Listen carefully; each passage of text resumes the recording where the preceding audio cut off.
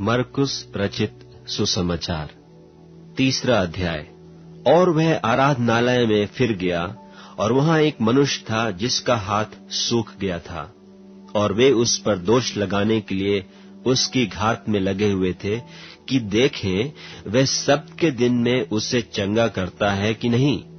उसने सूखे हाथ वाले मनुष्य से कहा, बीच में खड़ा हो, और उनसे कहा, क्या सब्त के दिन भला करना उचित है या बुरा करना, प्राण को बचाना या मारना?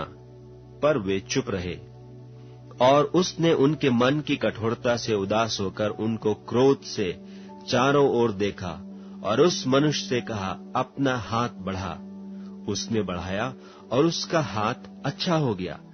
तब फरीसी बाहर जाकर तुरंत हेरोदियों के साथ उसके विरोध में सम्मति करने लगे कि उसे किस प्रकार नाश करें। और यीशु अपने चेलों के साथ झील की ओर चला गया, और गलील से एक बड़ी भीड़ उसके पीछे हो ली, और यहूदिया और यरूशलेम और इदूमिया से और यरदन के पार और सूर और सैदा के आसपास से एक बड़ी भीड़ यह सुनकर कि वह कैसे अचंभे के काम करता है, उसके पास आई। और उसने अपने चेलों से कहा, भीड़ के कारण एक छोटी नाव मेरे लिए तैयार रहे, ताकि वे मुझे दबा न सकें, क्योंकि उसने बहुतों को चंगा किया था। इसलिए जितने लोग रोग से ग्रसित थे उसे छूने के लिए उस पर गिरे पड़ते थे। और अशुद्ध आत्माएं भी जब उसे देखती थीं तो उसके आगे गिर पड़ती थीं और चिल्लाकर कहती थीं कि तू परमेश्वर का पुत्र है। और उसने उन्हें बहुत चिताया कि मुझे प्रकट न करना। फिर वह पहाड़ पर चढ़ गया, और जिन्हें वह चाहता था उन्हें अपने पास बुलाया, और वे उसके पास चले आए। तब उसने 12 पुरुषों को नियुक्त किया कि वे उसके साथ साथ रहें, और वह उन्हें भेजे कि प्रचार करें और दुष्टात्माओं को निकालने का अधिकार रखें। और वे ये हैं, शमौन जिसका नाम उसने पतरस रखा, और जब्दी का पुत्र याकूब, और याकूब का भाई यूहन्ना जिसका नाम उसने बुअनर्गिस अर्थात गर्जन के पुत्र रखा, और अंद्रियास और फिलिपुस और बरतुलमई और मत्ती और थोमा और हल्फई का पुत्र याकूब और तद्दी और शमौन कनानी और यहूदा इस्करियोती जिसने उसे पकड़वा भी दिया। और वह घर में आया, और ऐसी भीड़ इकट्ठी हो गई कि वे रोटी भी न खा सके।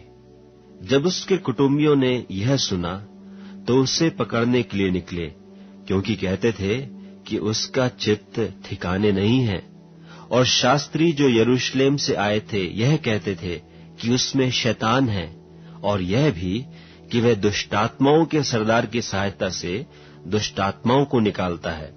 और वह उन्हें पास बुलाकर उनसे दृष्टांतों में कहने लगा, शैतान क्यों कर शैतान को निकाल सकता है, और यदि किसी राज्य में फूट पड़े तो वह राज्य क्यों कर स्थिर रह सकता है, और यदि किसी घर में फूट पड़े तो वह घर क्यों कर स्थिर रह सकेगा।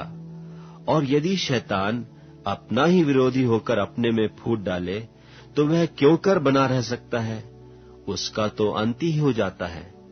किंतु कोई मनुष्य किसी बलवंत के घर में घुसकर उसका माल लूट नहीं सकता, जब तक कि वह पहले उस बलवंत को न बांध ले, और तब उसके घर को लूट लेगा।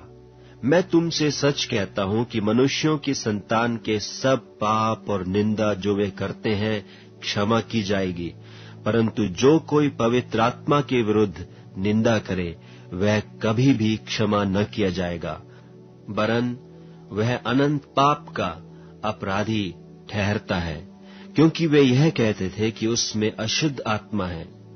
और उसकी माता और उसके भाई आए और बाहर खड़े होकर उससे बुलवा भेजा, और भीड़ उसके आसपास बैठी थी, और उन्होंने उससे कहा, देख, तेरी माता और तेरे भाई बाहर तुझे ढूंढते हैं। उसने उन्हें उत्तर दिया कि मेरी माता और मेरे भाई कौन हैं? और उन पर जो उसके आसपास बैठे थे दृष्टि करके कहा, देखो, मेरी माता और मेरे भाई ये हैं। क्योंकि जो कोई परमेश्वर की इच्छा पर चले वही मेरा भाई और बहन और माता है।